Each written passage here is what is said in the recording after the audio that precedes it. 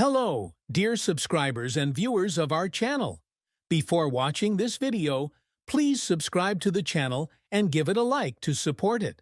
And also write your feedback in the comments if this video helped you, or feel free to ask questions. Thank you.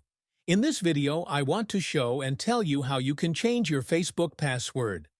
To do that, we need to go to the menu.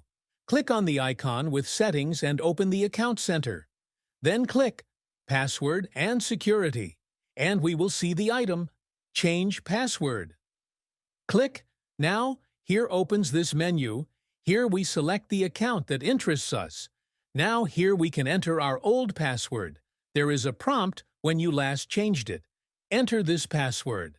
Then specify a new password. Repeat the new password. Click Change Password. Or if we do not know our old password, click Forgot your password, and here we either send a message to the phone number or to the mail. That is, you can choose anything you want and also restore the password from your Facebook account. It's a very simple and quick way to do it. Done. There's nothing complicated about it. If you liked this video, put likes and subscribe to the channel. Bye.